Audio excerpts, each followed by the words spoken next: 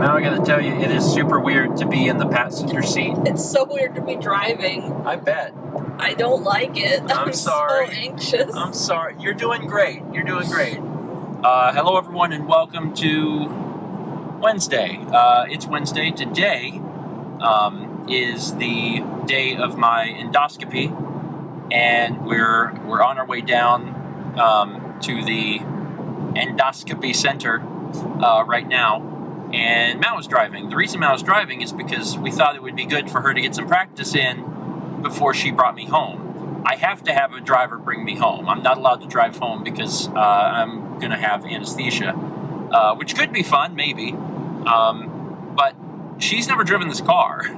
I pulled it forward like 20 feet in Florida when it was going to like hail. It's not the same thing. No, it's not. It's not the same. Mal has never driven the car just because, I mean, Mal doesn't really like to drive, and I really like to drive, so I just do all the driving. But we've owned this car now for just a little over 2 years, and Mal's never driven it, aside from pulling it forward in the driveway, which Mallory somehow thinks maybe count for something. I turned it on. She turned it I on. hit the gas pedal. But this is the first time she's actually driving it, so getting some practice in on the way there, so she'll feel hopefully a little more comfortable on the way back. And you're doing great. Thanks. You're doing great. It's hard to know how big this thing is. Yeah, it's an adjustment. That was probably the thing that's the biggest adjustment for me. The hard thing for me at first is the escapes brakes were not great. Yeah. And it was almost like there were no power brakes. You had to really push on the pedal, and these things stop on a dime. It's like tap, stop. They're really strong. Do you want to do the cruise control or the car drives itself? I don't know. It's okay. So here's how I think about it. It took me a long time to get used to it, but it's safer than if you were driving, because when you do all that stuff and you put the car into that mode, it's like matching the speed of the folks in front of you. It'll center you in the lane. It'll slow down for you. It'll brake the car if it needs to. I kind of like the centering in the lane because I feel like I don't know where I'm at in the lane. Yeah, okay. I haven't driven this. Okay, so you start by pushing the button in the top right. Yep, that one. Where is it? This one? Yeah, there you go. Okay. And then that sets you into cruise. And now you push the right stick down to set your speed. This? Yep. Okay. Push it down to set your speed. Okay. Okay. Now press the this button right here. Yeah. Here? Yep. And that turns on the car stays inside the lane mode. Oh god, it feels like it's going to be so close to that camera.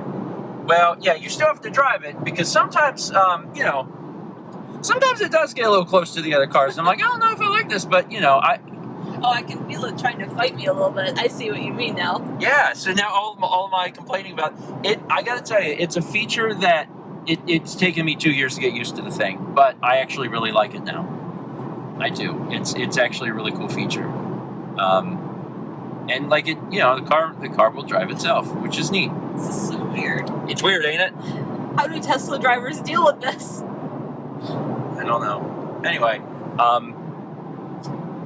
I am getting anesthesia today. Mal's not allowed in with me, so I'm going to be by myself, and I don't know if I'll actually get any footage of me being loopy because I might have to be the one to shoot it, and I may not be able to shoot it, so we'll see what happens. If I get some, that'd be cool, because I know that when I'm under anesthesia, wild things happen, but I don't know if I'll be able to, so we'll just see. Either way, we'll be there in just a few minutes and get signed in, and my appointment is in an hour, and they said it takes less than 2 hours. The doctor said it's like a 5-minute thing, and then on He's probably only in the room with you for 5 minutes. Well, yeah, I'm sure it's one of those situations, but it sounds like it'll be less than 2 hours, so it should be pretty quick, and I'm not anxious about it. I never really get anxious about medical stuff. I'm mostly just really, really interested to see what's going on. As part of my routine to get ready for this endoscopy, and this might be helpful if maybe some of you are getting ready to have an endoscopy and you're curious. No food after midnight. I wasn't allowed to eat anything, and no liquids 7 hours before, which I just didn't have any after midnight. So I haven't had anything. I also had to stop the medicines that I was taking as well, and that's kind of been a pain in the butt because if I don't take this medicine, I hurt. So when I went to bed last night, I was in pain. And this morning, I am in pain. But it's okay, because they're going to look in me and they're going to figure out what's going on, and that is really exciting. You doing okay? Yeah. Okay, we'll be there soon.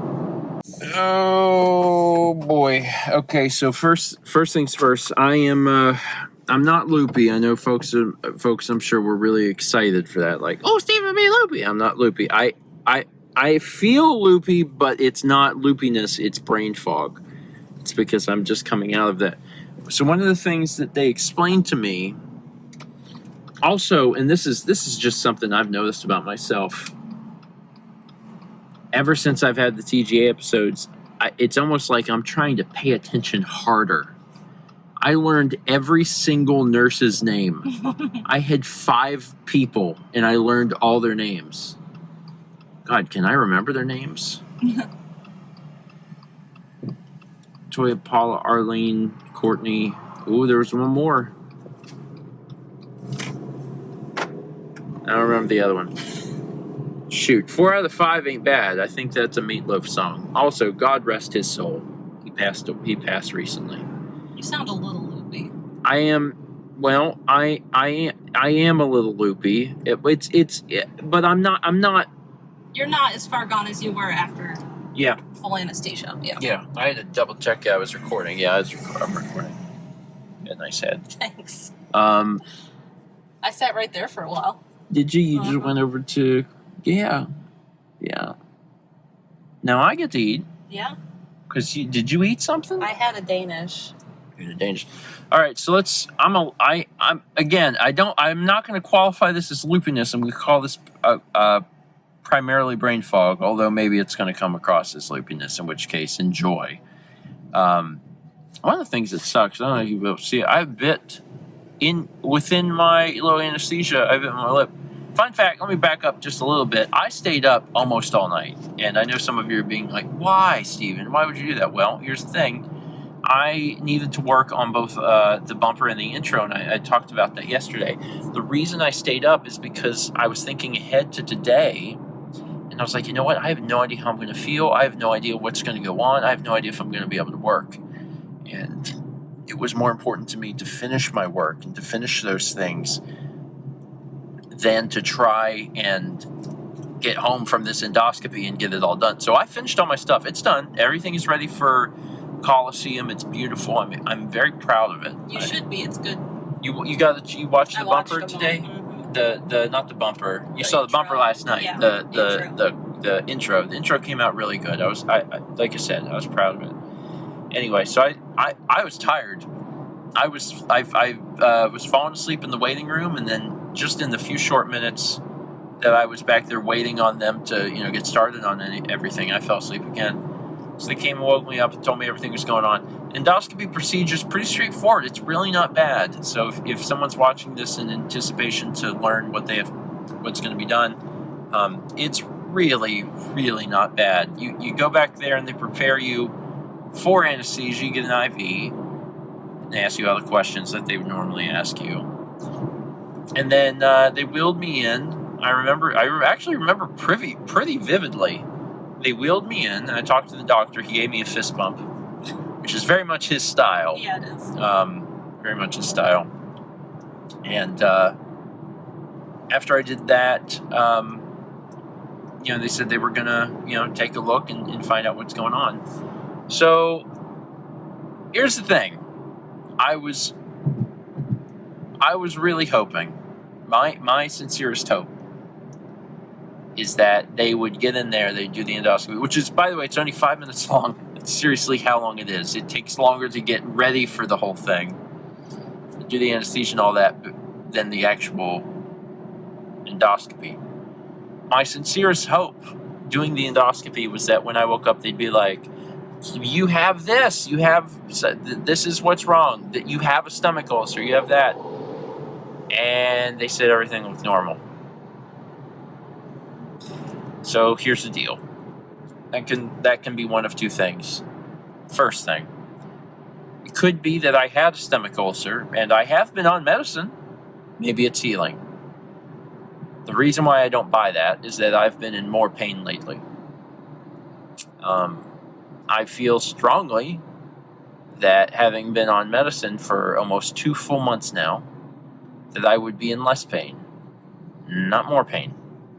And I'm in more pain. I've been off of my my sucralfate now for almost a full day, and I went to bed last night in extreme pain. And I woke up this morning in extreme pain. And if my stomach ulcer is going away, then why do I feel so bad? So I can't diagnose myself. I'm just spitballing here. I don't think I have a stomach ulcer, which sucks. Did she mention about they're probably going to want to do a CAT scan? I talked to the doctor, and after he talked to me, he said you talked to the doctor? He would order it. Mm-hmm. He called me. When I need a CAT scan. He was like, everything looks great. I'm going to test for H. pylori and celiac. Yeah. And he said, you should know next week about those. And I said, my next question, is, should Steven stay on the sucralfate? He's like, well, only if it's helping for symptoms. He said, but otherwise he doesn't need to, because it's not there's nothing internally that he needs it for. Okay. And I said, he missed a pill yesterday, and he's been off it for this. And I said, and he's been really hurting. And I said, after you pushed on his abdomen last week for the exam, I said, he was in a lot of pain all weekend. Yeah. And he goes, I think I'm going to order a CAT scan. He hasn't had one. I said, not for his abdomen. So I'm glad that you said that. I didn't know you talked to the doctor. Oh, yeah. They called me like 20 minutes before I got in the car. That's interesting that was his response, and that he did a CAT scan so quick. Yeah, I mean, after he pushed on me, my weekend was awful, and I am really, really good about hiding pain, especially because it's part of who I am, but it's also part of my job, being an entertainer, being on the vlog, especially being live for Twitch. I do everything I can to make sure that when folks tune in, that is their time, and I want to make sure that I'm being a good entertainer for streams or whatever. And I'm not going to let on that I'm in pain. But I had a rough weekend. I really did.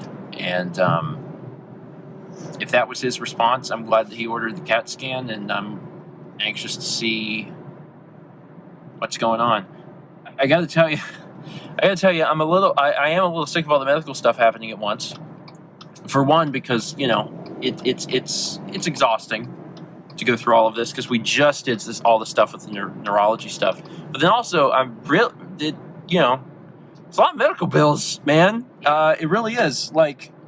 Because the copay for this was over $800. That was the copay.